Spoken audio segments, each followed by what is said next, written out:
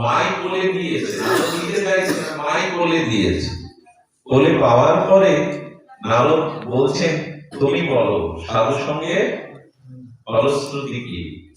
বললেন, এখনো বলতে হবে? ছেলেটা কথা বলে উঠেছে ভগবান ইচ্ছায়, এখনো বলতে হবে? বোঝেননি?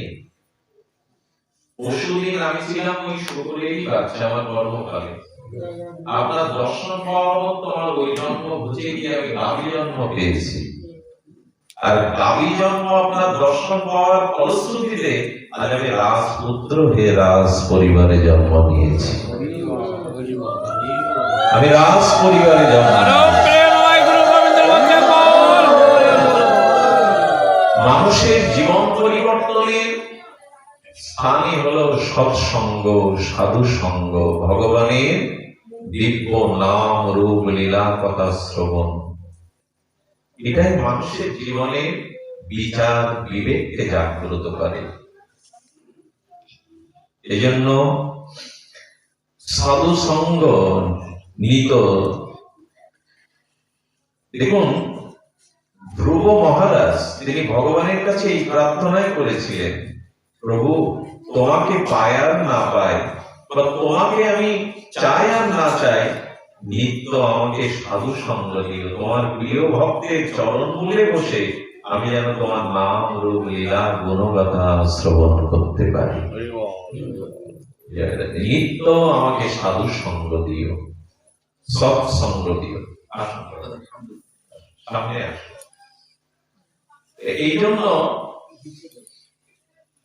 সাধু সঙ্গ সৎসঙ্গের মহিমা হলো এই, হরিকথার মহিমা, ভগবানের দিব্য নাম রূপ লীলা কথার মহিমা হলো এই, যে মাধ্যমে আমরা আমাদের বিবেক এবং বিচার এগুলি শুদ্ধ করতে পারি, জীবনের লক্ষ্যকে স্থির করতে পারি। এই জন্য আমাদের এই বিবেক এবং বিচার আমাদের জীবনের লক্ষ্য, এটি সাধুর সঙ্গ, ভগবৎ সঙ্গ, সর্বোপরি গুরু কৃপা এটি নির্ণয় করে দেয়। গুরু কৃপাই নির্ণয় করে দেয়। এই জন্য জীবনের সর্বাগ্রে প্রয়োজন। দেখুন, আমরা রামায়ণের যে 7টি কাণ্ড, তার মধ্যে বালকাণ্ড প্রথমে। রঘুপতি মর্যাদা পুরুষোত্তম রাম ভগবান তিনি প্রভাতে উঠেই জীবন গঠনের মন্ত্র, দেখুন রামায়ণ মহাভারত আমাদের জীবন দর্শন। রামায়ণে রঘুপতি রাঘবেন্দ্র মর্যাদা পুরুষোত্তম প্রভাতে শিশুকালে উঠেই আগে কৌশল্যা, দশরথ আর গুরু বশিষ্ঠকে প্রণাম করতেন। কাকে কাকে করতেন? মাতাকে, পিতাকে। বেদ কি বলেছে জানেন? মাতৃদেব ভব, পিতৃদেব ভব, অতিথি দেব ভব, আর আচার্য দেব ভব। আমাদের পারিবারিক আদর্শগুলো, সনাতন বৈদিক দৃষ্টিগুলো নষ্ট হওয়ার কারণে পরিবার, ব্যক্তি বা পরিবার যদি সুন্দর না হয়, সমাজ, রাষ্ট্র, বিশ্বের ভালো আশা করা যাবেই না। এক গুরু মহারাজের কাছে 3 যুবক গেছে, উদ্দীপ্ত যুবক, হৃদয়ে একরাশ প্রেরণা নিয়ে বলছেন, আমরা সমাজ সেবা করতে চাই, জগতের মঙ্গল করতে চাই।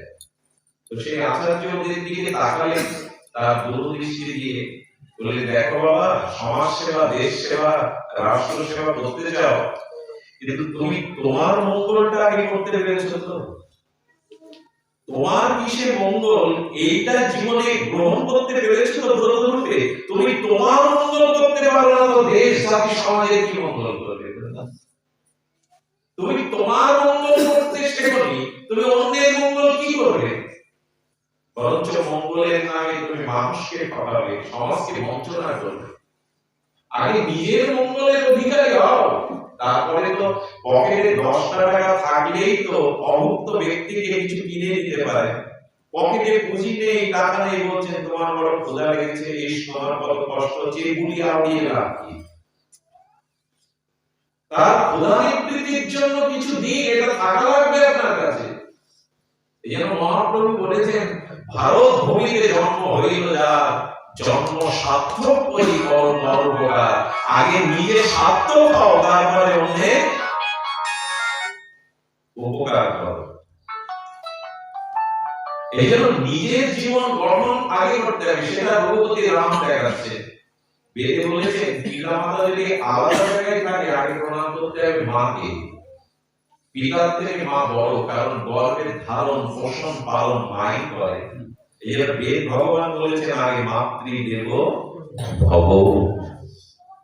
আলাদা থাকলে আগে মাকে প্রণাম করতে হবে, কিন্তু পিতা মাতা একত্রিত থাকলে মায়ের সম্মানের কারণে, যেহেতু মায়ের গুরু স্বামী, এই জন্য পিতাকে আগে করতে হবে। কিন্তু বেদ বলেছে মার অধিকার আগে।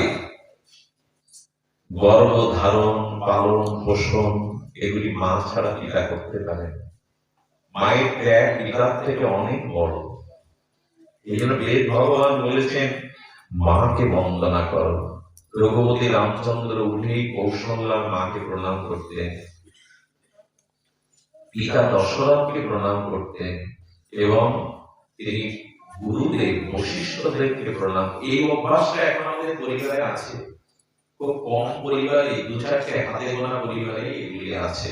আপনাদের কাছে নিবেদন করব, আমার মেয়েটা আমার ছেলেটা অন্য ধর্মে গেল কেন, বিশ্ববিদ্যালয়ে পাঠিয়েও ড্রাগ নেশাগ্রস্ত হয়ে নষ্ট হয়ে গেল কেন, সব উত্তর একটাই, পারিবারিক ভাবে পিতামাতা তাকে কোন আদর্শ দিতে পারেনি।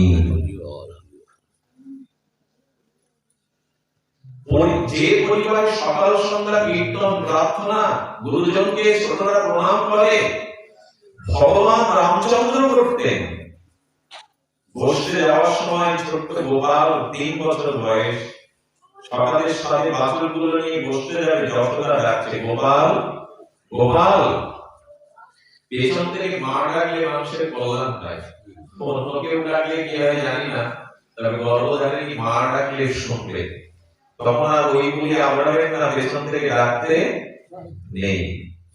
গোপাল, তো ছোটবেলা থেকেই কত বিপদ লেগে আছে, তো আজকে তুই আমাকে প্রণাম না করে পায়ের ধুলো না নিয়ে বসতে যাচ্ছিস, তোর উপর কত অসুরদের অত্যাচার। তো গোপাল, আজকে বিপদ হবে যদি আমার পায়ের ধুলো নিবি না।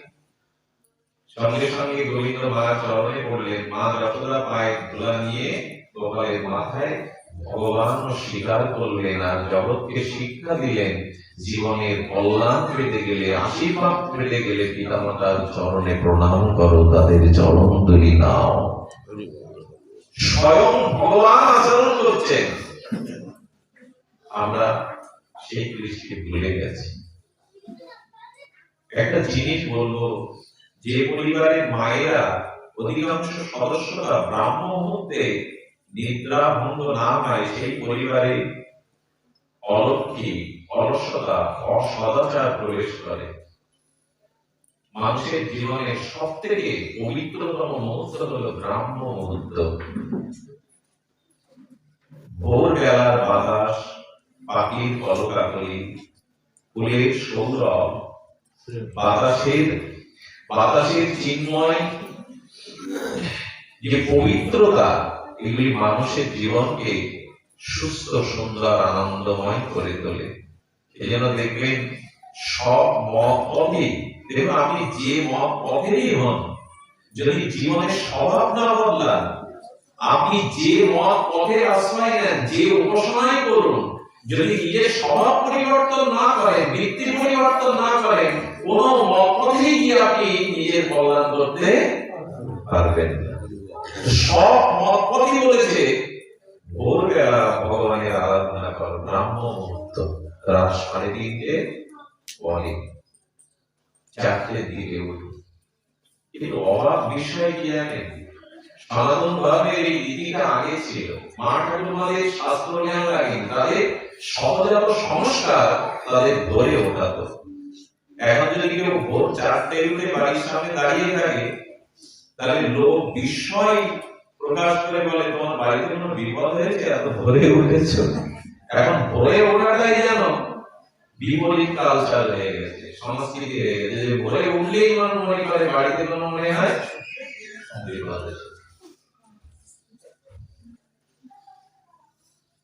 নিদ্রা ভঙ্গের পরে প্রভাবটাই বলে দেয় আপনার দিনটা কেমন যাবে। শুরুটা যদি ভালো হয় না, সারাটা দিন আপনার মন মস্তিষ্ক। এই জন্য ভোরবেলা উঠে এই যে প্রার্থনার ব্যবস্থা সব মতপথে বলা আছে। বৈষ্ণবদের বলা হয়েছে মঙ্গল আরতি, যে গিয়ে প্রদীপ জ্বালিয়ে ভগবানের মঙ্গল আরতি হয়, সেখানে অমঙ্গল ঢুকবে কি করে? এখন মঙ্গল আরতি হয় কয় বাড়ি, 12টা-1টা পর্যন্ত টিভি দেখবেন, গল্প করবেন, লুডো খেলবেন, তারপরে ঘুম ভাঙে। শাস্ত্র বাদ দিকেও যদি শাস্ত্রের দিকে দৃষ্টি দেন, নীরবতার দিকে দৃষ্টি দেন, তবু ভরে ওঠা ভালো। এটা ঘটনা মনে করলে স্বামীজিরা মোবাইল ব্যবহার করেন না, তখন মোবাইলের সময় নেই, তখন ওই রেড টেলিফোনেরই ব্যবস্থা। স্বামীজির একটা সংবাদ এসেছে জরুরি, উনি টেলিফোন এক্সচেঞ্জে গিয়ে ডায়াল করছেন নাম্বার, তখন রাত 10টা। ডায়াল করার সাথে সাথে ওপর থেকে ভেসে আসছে, দুঃখিত লাইন বিজি, একটু অপেক্ষা করুন। কি বলে জানো এরকম? এখন সংযোগ দেওয়া সম্ভব হচ্ছে না, বিজি লাইন ইত্যাদি। উনি আধা ঘন্টা ধরে প্রয়োজন বিধায় ডায়াল করেন ওপর থেকে, তখন উনি রেগে গিয়ে টেলিফোন এক্সচেঞ্জের কর্তাকে বলছেন, আপনার টেলিফোন খারাপ না আমার মাথা খারাপ? বারবার বলছে, আর ওপর থেকে বলছে অপেক্ষা করুন। স্বামীজি এখন লাইন খুব বিজি, সবাই নেটে এই সময় ঢুকে পড়ে, আপনার যদি খুব জরুরি হয় তবে আপনি পরে আসুন। পরে বলতে কখন? ভোর 4টের দিকে আসুন, তখন লাইন ক্লিয়ার। উনি ভোর 4টে গিয়ে ডায়াল করেছেন নাম্বারে, সঙ্গে সঙ্গে ওপর থেকে সংযোগ। হ্যালো। উনি ওই দিন ওনার এক পাঠে প্রবচনে হরিকথাতে বলছেন, ভোরবেলা লাইন ক্লিয়ার পাওয়া যায় যোগাযোগে, ইন্টারনেট ক্লিয়ার থাকে, আর ভগবানের সাথে সংযোগ ভোরবেলা খুব সুন্দর হয় যদি প্রভাতে উঠে কেউ ভগবানকে ডাকে। ওইখানে ভগবানের সাথে সংযোগটাও সুন্দর হয়। ভোরে যদি বিনীত প্রার্থনা হয়, একটু মঙ্গল আরতি, একটু রায় জাগো বলে গোরা চাঁদ ডাকে, শুভসারী দ্বন্দ্ব এখন মায়েদের জিজ্ঞাসা করুন, বলতে পারবেন না। এইগুলি ফিরিয়ে আনুন। শুধু বড় বড় অনুষ্ঠান করে, লাইট প্যান্ডেল করে, যার যোগ্য করে হচ্ছে নাকি? হবে তখনই যখন আপনি নিজে সিদ্ধান্ত নেবেন আপনার পরিবর্তনে।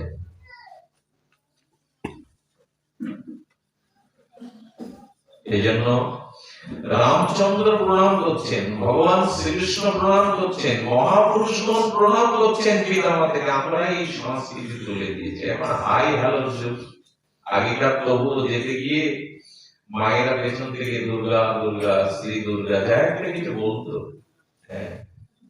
ঠাকুর ঠাকুর করে বলে, তখন হাই হ্যালো সময় বাচ্চাদের সেখানে tata bye bye, tata bye bye হচ্ছে, টাটাই হচ্ছে। দৃষ্টিগুলো হারাবে। হ্যাঁ, আধুনিকতা ছোঁয়া লাগতে পারে, যুগ পরিবর্তন হচ্ছে, কিন্তু পুরাতনকে, ধর্মকে, কৃষ্টিকে জলাঞ্জলি দিয়ে কিছু করা উচিত নয়। রামের সমাধি এই উপন্যাস লেখার পরে ঠাকুর শরৎজাকে বলেছিলেন, শরৎচন্দ্র চট্টোপাধ্যায়, শ্রী শ্রী ঠাকুর অনুকূলচন্দ্র বলেন, শরৎদা সাহিত্য, সাহিত্য কথাটার মধ্যে হিত শব্দ আছে, সাহিত্য। তো যদি মা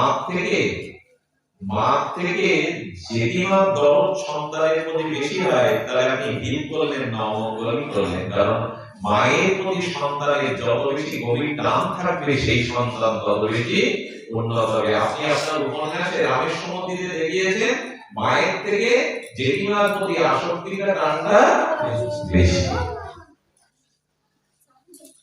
এই জন্য প্রভাতে অন্তত পিতামাতাকে প্রণাম, অন্তত গুরুবর্গকে প্রণাম, এটি আমাদের উচিত। বাবা মা মারা গেল, তাদের পাদুকা, তাদের জামা, তাদের ব্যবহার বস্তুগুলো সব চিতায় দিলাম। উচিত কি জানেন? বাবা যে পাদুকাটা পড়তো সেটা রেখে দেওয়া, ধুয়ে মুছে সুন্দর করে রেখে দেওয়া। ওই পাদুকা দেখলেই পিতাকে স্মরণ হবে, শ্রদ্ধা হবে, ওকে প্রণাম করবেন। আমরা চিতার সাথে সব দিয়ে আসি, চিতার সাথে সব ওগুলো দিয়ে আসে, কিন্তু বাবার হাতে যে আংটি ছিল সোনা, বাবার বালিশের তলায় যে কটা টাকা ছিল ওগুলো ওই ঘরে রাখি। তো বাবার জুতো আছে তার সাথে জামাটা দিয়ে ওগুলো কেচে রেখে দিয়ে স্মৃতিটা মনে পড়বে। এই জন্য গৃহে যদি ভগবান আরাধনা না হয় সে গৃহ তো শ্মশান। ঘরেই ফিরিয়ে আনতে হবে আরাধনা, ঘরেই ফিরিয়ে আনতে হবে ভগবত উপাসনা। এই জন্য মহাপ্রভু বলেছেন, ছাড়ি অনাচার কর কৃষ্ণের সংসার। অনাচার ছেড়ে দাও, কৃষ্ণের সংসার করো। এই সংসারটা ভগবানের, এই মনে করে তুমি তার দ্বার দাসী মনে করে যদি থাকো তাহলে দেখায় এই সংসারটা তোমার নয়, তুমি দাবি করতে পারো না। এই জন্য কৃষ্ণের সংসার মনে করে তুমি সংসারে থাকো। আমি বেশি সময় নেব না। প্রতিকূল আবহাওয়া, গ্রামের মানুষ আপনারা ক্লান্ত, সারাদিন অনুষ্ঠান সূচি ছিল, আপনারা অতিবাহিত করেছেন, আপনাদের স্নিগ্ধ উপস্থিতি ছিল। আমি বিশেষ করে আমার সমীরণ দাদাজি, আমাদের পীযুষ দাদা, তারা বারবার বলেছিলেন যেহেতু অন্য অনুষ্ঠানগুলো সম্পন্ন হয়েছে পরম পিতার দয়ায়, সন্ধ্যায় যে ঘোষণাটা আমরা দিয়েছি এটা না করে ব্যর্থই হয়ে যাবে। এই জন্য বৃষ্টি ভিজতে ভিজতে আমরা অনেকটা পথে বেরিয়ে চলে এসেছি। এখন মনে হয় না আসলে বড় অপরাধ হয়ে যেত, অন্যায় হয়ে যেত। তো আমরা সংক্ষিপ্ত করে আজকে যে শ্লোকটা আস্বাদিত হয়েছে সেই শ্লোকের উপরে কিঞ্চিত আলোচনা করে ভগবত বিশ্রাম রাখবো। এখানে বলা হলো, অথ কৃষ্ণ নামাদি ন ভবে প্রাকৃত ইন্দ্রিয়ায় সেবাত্মক হি জিহ্বাদ স্বয়মেব স্ফুরত। এটা রূপ গোস্বামী ভক্তি রসমৃত নামক অমর গ্রন্থে একটি দিব্য শ্লোক। দেখুন, অপ্রাকৃত বস্তু প্রাকৃত বস্তুতে প্রতিবাদ হয় না। কি করে বোঝায়? জলটা যদি খুব ঘোলা থাকে, সেখানে চন্দ্রের কিরণটা নিজের মুখের প্রতিচ্ছবিটা পড়ে কি? পড়বে কি? পড়বে। দর্পণে যতটা মুখের অবয়বটা, দেহের অবয়বটা দেখা যায়, মাটির দেয়ালে দেখা যাবে কি? দর্পণ মানে স্বচ্ছ, যেখানে নিজের বিম্বের প্রতিবিম্ব প্রতিফলিত হয়। কিন্তু দেয়ালে, মাটির দেয়ালে, পাথরের দেয়ালে থাকলে হবে কি? যেমন ভগবানের নাম এই অপ্রাকৃত, একটা হলো প্রাকৃত, একটা হলো, এটা একটু বোঝা যায়, প্রাকৃত আর অপ্রাকৃত। এই প্রাকৃত বস্তু মানে অপ্রাকৃত বস্তু প্রাকৃত বস্তুতে কখনো প্রতিভাত হয় না। আর একটু আমরা মন দিয়ে শ্রবণ করি। দেখুন, সোনা 10টা টাকার থেকে 500 টাকা, 1000 টাকার থেকে $1 সোনার মূল্য অনেক, এবং সে ধাতু, উন্নত ধাতু। আপনি বাংলাদেশের 1000 টাকা নিয়ে রুপি না করে ইন্ডিয়ার কলকাতার বাজারে কিছু কিনতে গেলে দেবে আপনাকে? ওটাও তো টাকা। এটা আপনি যদি সোনা নিয়ে যান চলবে কিনা? সোনা চলবে, ইংল্যান্ডেও চলবে, ইউরোপেও চলবে, ভারতেও চলবে, কিন্তু বাংলাদেশের টাকা ইংল্যান্ডে গিয়ে আপনি খরচ করতে পারবেন না। একটা হলো অপ্রাকৃত, একটা প্রাকৃত। যেমন দেহটাকে দেখতে পাচ্ছি, এটা রক্ত মাংসের পিণ্ড, প্রাকৃত পঞ্চত্ব। আত্মাকে দেখা যাবে তো? আত্মাকে দেখা যাবে তো?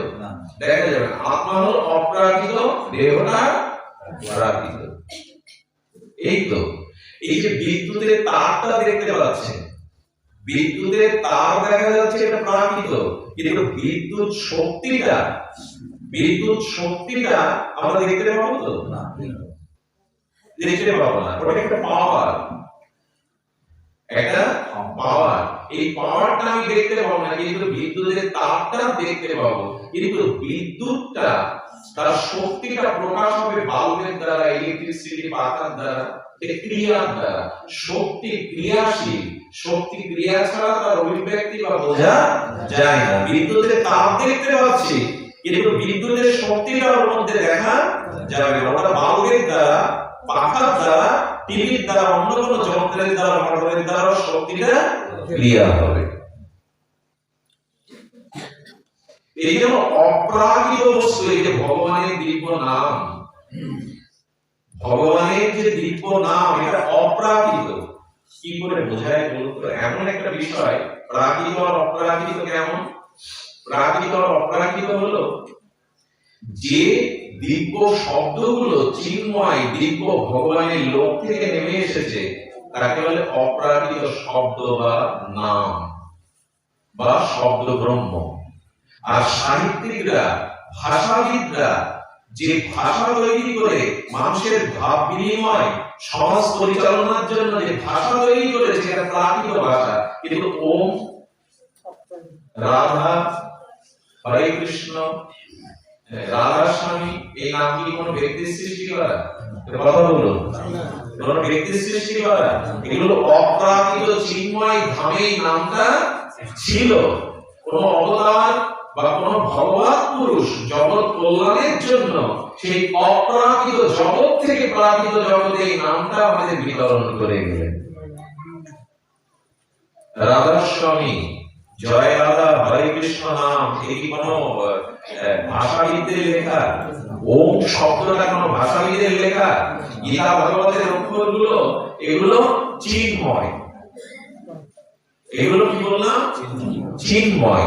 তো চিন্ময় বস্তু, অপ্রাকৃত বস্তু প্রাকৃত বস্তুতে প্রতিফলিত হয় না, স্বয়ং প্রকাশ হয়। কি বলেছেন? অথ কৃষ্ণ নামাদি ন ভবেৎ প্রাকৃত ইন্দ্রিয়া। এটা কঠিন বিষয়, মনে একটু অনুধাবন করা চাই। তো অপ্রাকৃত বস্তু কখনো প্রাকৃত গোচরীভূত হয় না, যে কারণে আমরা দেহ দেখতে পাই, কিন্তু দেহী রূপ আত্মাকে ধরে রাখতে বা দেখতে পাই না। ওটা অপ্রাকৃত, দেহটা প্রাকৃত।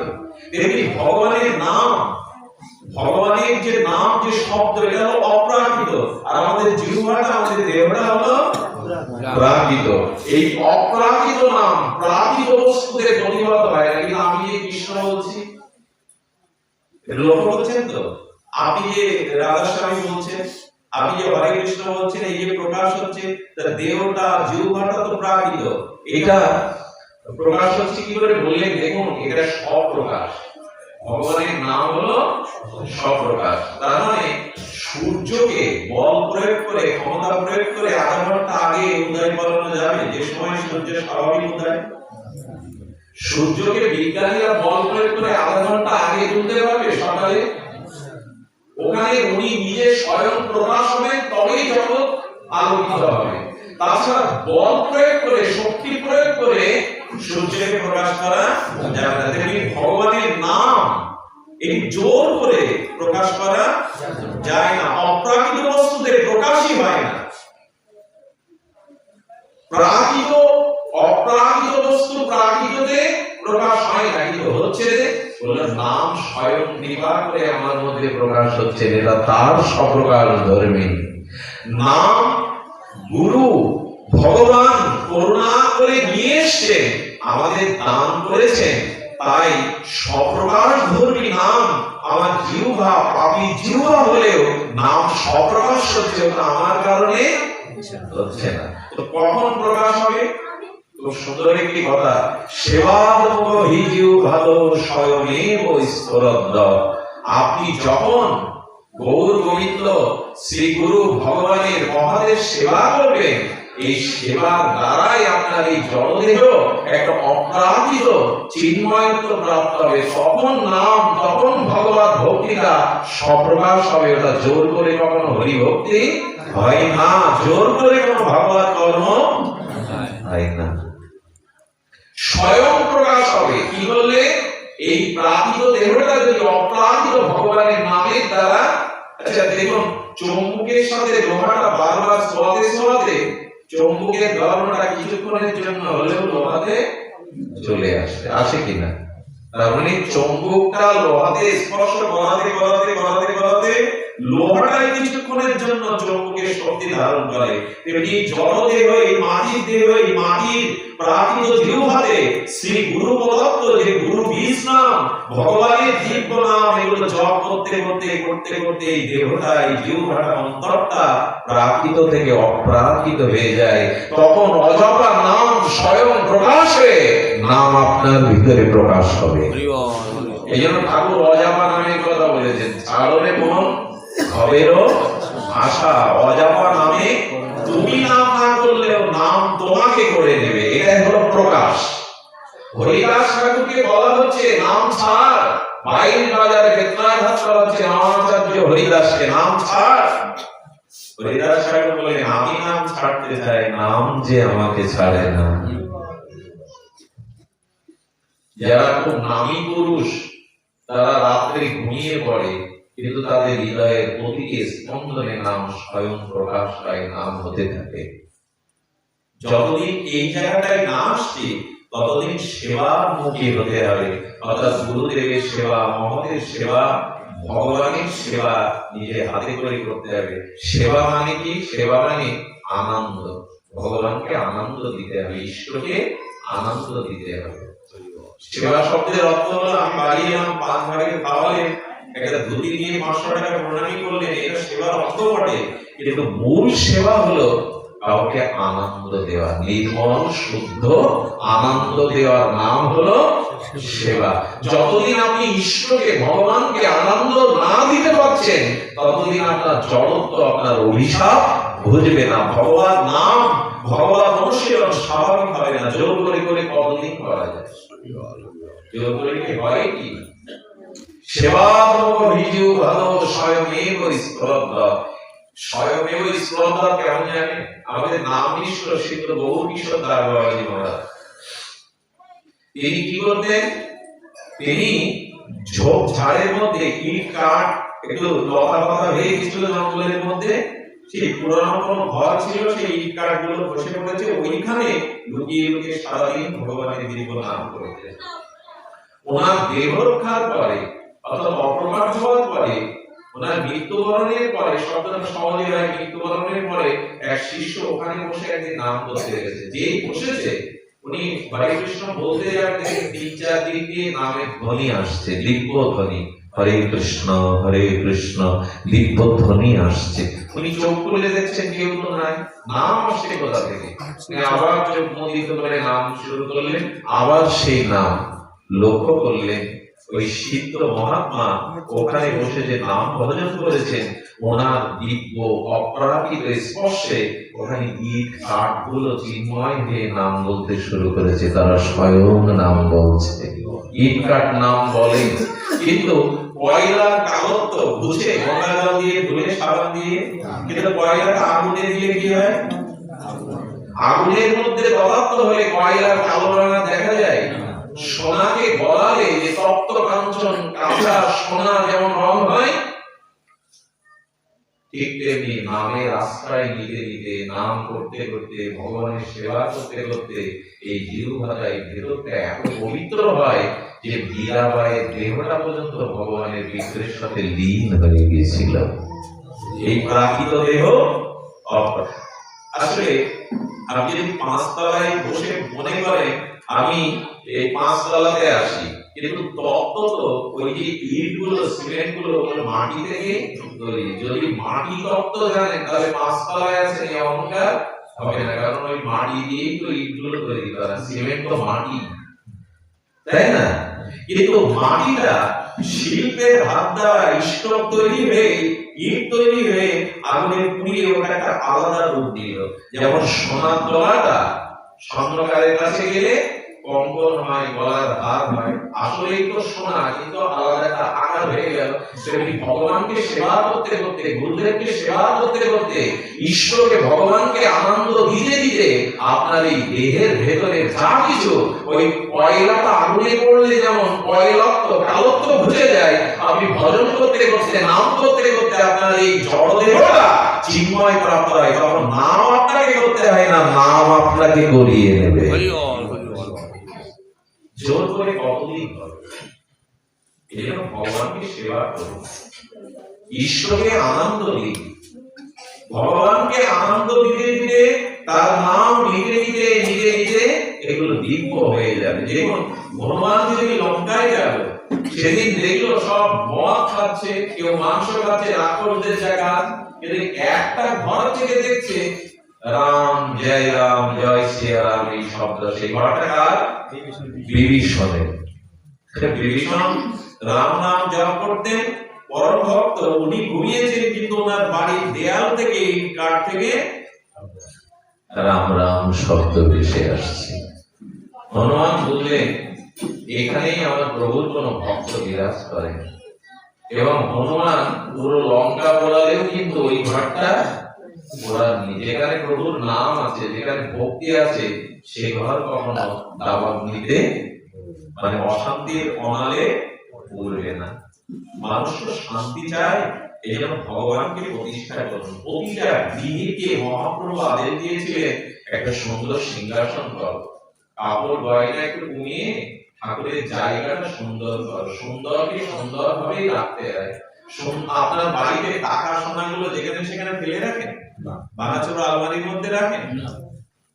তো ভগবানকে যার জন্য জীবন পেলেন, সংসার পেলেন, তার জায়গাটা সুন্দর করতে হয়। কারো বাড়ি গিয়ে তার ঠাকুরের আসনটা থেকে, তার ঠাকুর ঘরের পরিবারী থেকে বোঝা যায় কতখানি ঈশ্বরমুখী, কতখানি ভগবানমুখী। সুন্দরকে সুন্দর করে রাখতে পারে না, সেও জিনিসে সুন্দর হতে পারে না। এই জন্য কষ্ট করে হলো আগেকার দিনে মায়েরা দুটো চাল রেখে দিত, দুটো টাকা রেখে দিত, এসব করে একটা ঠাকুরের আসন করুন। এই শীতের দিনে তার গায়ে একটা বস্ত্র দেন, তাকে পাথর মনে করবে না, পট মনে করবে না, সাক্ষাৎ জ্ঞান করতে হবে। হ্যাঁ, প্রতিমাও তুই সাক্ষাৎ ব্রজেন্দ্র নন্দ। ভগবানের বিগ্রহকে সুন্দর আসনে রাখুন, ফুল জল সামর্থ্য থাকলে উপাধি ও প্রসাদাদি দিয়ে তাকে সেবা করুন। আর লুডো খেলে, টিভি দেখে সময় কাটান, কিন্তু কিছুটা সময় ভগবানের নাম জপ করুন, জপ করুন। এই জপটা ঘরে বসে করতে করতে অন্তর থেকে একটা সুখের স্ফুরণ আসবে। এই দেহটা একটা পবিত্র শুদ্ধে রূপান্তরিত হবে। এই জন্য সেবাত্মক হিজু ভাদ স্বয়মেভ স্পর্ধা। আশ্চর্য ঘটনা কি জানেন? বৃন্দাবনের এক মহাত্মা, তার হার্ট অপারেশন হয়। হার্ট অপারেশন হওয়ার পরে 80 বছর বয়স হয়। ডাক্তার সমস্ত শরীর অবশ, চেতনা নাশক মেডিসিন দিয়ে অবশ করেছিলেন।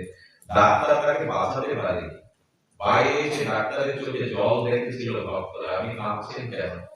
কাঁদছি, আজকে যেটা দেখলাম সেটা আমার ডাক্তারি শাস্ত্রে এরকমটা হয় না। আমি ওনাকে অবশ করেছিলাম, কিন্তু মৃত্যুর 2 সেকেন্ড আগে উনি দুটো নাম উচ্চারণ করতে করতে বললেন, সেই নাম হলো জয় রাধে জয় রাধে। বলেন এটা অসম্ভব না। ওনার সমস্ত শরীরটা অবশ করা ছিল, কিন্তু জিহ্বায় মৃত্যুর আগে 1 সেকেন্ডে এই নাম কি করে এলো? এর উত্তর একটাই, ভগবান বলছেন সারা জীবন যে আমার নাম করে, আমার নামাশ্রয় করে, আমাকে আমার এই নামকে নিঃশ্বাস সহিত আচরণ করে, মৃত্যুর সময় যদি তার দেহে সাড়া না থাকে, মস্তিষ্ক যদি সাড়া না দেয়, তখন ডিউটিটা আমার হয়।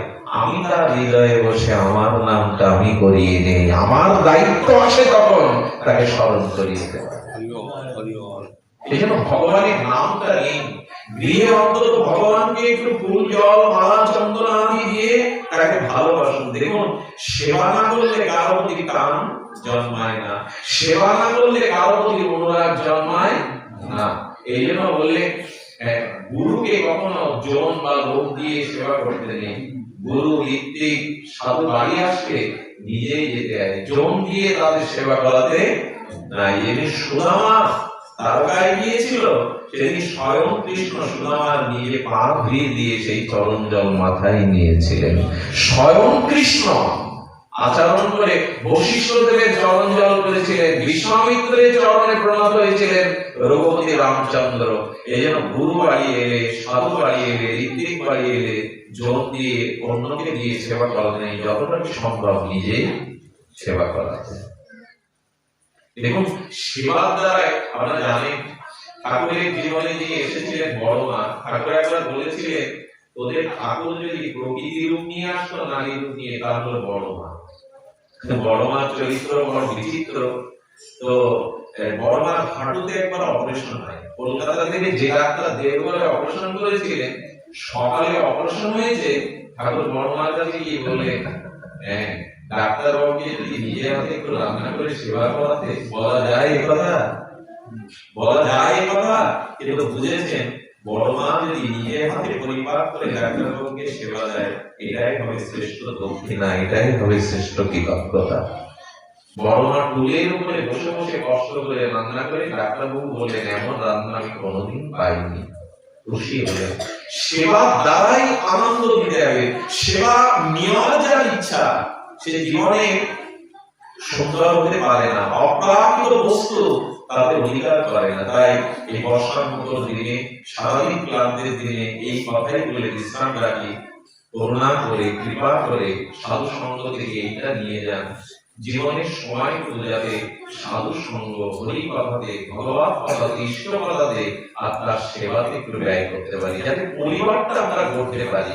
আজ আমাদের সব ভৌতিক উন্নতি হয়েছে, রাস্তাঘাট, আজকে বিদ্যুৎ, প্রযুক্তি, সব উন্নতি হয়েছে, কিন্তু গৃহটা যদি সুন্দর না হয়, গৃহের মানুষগুলো যদি ভগবানমুখী না হয়, তো সমস্ত জগতের সৌন্দর্য আপনার ঘরে শান্তি এনে দিতে পারবে না। সুখ চাও তুমি, ভোগ চাও তুমি, সুষ্ঠু কিছু করবে না। ও চাওয়া তো বাহুল চাওয়া, দুর্ভোগ ছাড়া জুটবে না। এটাই আজ এইটুকুই থাক। আমার ভালো লাগছে, ইন্ডিয়া থেকে আমাদের ঠাকুরের একজন ব্যক্তি এসেছে, অবাক কাণ্ড। উনি আমাকে যেভাবে ওনার হৃদয়ের সেই আকুলতা, ব্যাকুলতা জানালেন, সম্ভবত উনি পাঠ শোনেন এবং একটু দেখবার জন্য আমাকে উনি কিভাবে আশীর্বাদ করলেন, আমার মনে হলো একটা মানুষের জীবনে এর থেকে বড় পাওয়ার কি থাকতে পারে। এত দূর থেকে এসে উনি চোখের জলে, আমাদের এখানে একটা সরকারি কর্মকর্তা আছেন, ওনারা বাড়ি যাওয়ার কথা জাননি, একটু হরি কথা শুনলেন বলে। এইসব মানুষগুলোর অবদান, এই মানুষগুলো ত্যাগ কৃতিত্ব অনেক। এই গোয়ালিয়ার গ্রামের সাথে আমার পরিচয় অনেক দিন হয়ে গেল, দেখতে দেখতে। আমি যত বছর আসছি, যতবার এসছি, এটা আমার ভালো লেগেছে। আজ এই প্রতিষ্ঠানে এমন এই রূপ দেখে আমি মাইকে আপনাদের সম্মুখে আপনাদের স্তুতি প্রশংসার জন্য বলছি না, আর সৎসঙ্গ মন্দিরটাকে অপরূপ সুন্দর ভাবে এই, আমি জানি সাতক্ষীরার জমিদার বাবুদের বাড়ির একটা ইটের চিহ্ন নেই, কিন্তু তারা যে মন্দিরটা করে গিয়েছিলেন সগৌরবে এখনো টিকে আছে। এর অর্থ কি? আপনার আমার 5 তলা 10 তলা থাকবে না, আপনার আমার বাস এখানে হবে না, জানি না, কিন্তু ঠাকুরের মন্দিরটা, শিব মন্দিরটা আজন্মকাল চিরদিন থেকে যাবে। এটা শাশ্বত সনাতন। এই জন্য গ্রামে যদি একটা মন্দির থাকে, গ্রামে যদি একটা উপাসনালয় থাকে, তাতে বহু মানুষের আত্মকল্যাণ, ভগবত কল্যাণ হয়ই হয়। এবং আমি দেখলাম এখানে কোনো পক্ষপাতিত্ব নেই। আজ ঠাকুরের মন্দিরের উদ্বোধনীতে আর শিব মন্দির, কালী মন্দিরের উদ্বোধনী সমবেতভাবে একই সাথে করা আছে। এটাই তো চাই, সম্প্রদায় বিলোপ করে কিছু পাওয়া যায় না। যেখানে একতা নেই, যেখানে মিলন নেই, যেখানে সাম্য নেই, সেখানে কোনো শান্তি আসতে পারে না। ধন্যবাদ দেই দাদাকে, ধন্যবাদ দেই গ্রামবাসীকে, যে আপনারা অনন্য একটা দৃষ্টান্ত রেখেছেন। সেটা হলো এখানে মাতৃ মন্দির, ভগবানের মন্দির এবং ঠাকুরের মন্দিরকে সুন্দরভাবেই আপনারা পরিচালনা করছেন। এই সৌভাগ্য দেখে আমার হৃদয়ও অত্যন্ত পুলকিত, আনন্দিত এবং ধন্য। আপনারা এইভাবে মিলেমিশে, আর এইভাবে মিলেমিশে যাতে বাকি দিনগুলো কাটাতে পারে, কারণ এই মন্দির একদিন এই গ্রামের মহাকল্যাণের কারণ হয়ে যাবে। মন্দির থাকলে, উপাসনা থাকলে, ভগবত ভজন থাকলে, সেখানে মাটি, আকাশ, বাতাস চিন্ময় হয়ে যায়, পবিত্র হয়ে যায়। সেজন্য নিবেদন করবো, এই প্রতিষ্ঠানকে রক্ষা করবে, এর পবিত্রতা রক্ষা অনুরোধ করবো। সন্ধ্যাবেলায় এখানে এসে কেউ গাল গল্প করবেন না, বললে একটু জপ করবেন, ভগবানের কথা বলবেন, এখানে নেশা যেন কেউ না করে এগুলো লক্ষ্য করবেন। আপনাদের সবার মঙ্গল কামনা করে, আমাদের দাদাজি দীর্ঘায়ু কামনা করে, এত সুন্দর একটা অনুষ্ঠান প্রতিকূল অবস্থার মধ্যেও যে উদযাপিত হলো, এটা পরম পিতার দয়া, এটা ভগবানের অশেষ কৃপা। আপনাদের মঙ্গল কামনা করে আজ এখানে হরি কথার পূর্ণ বিশ্রাম। জয় শ্রী রাধে, জয় নিতাই গৌর প্রেমানন্দে। জয়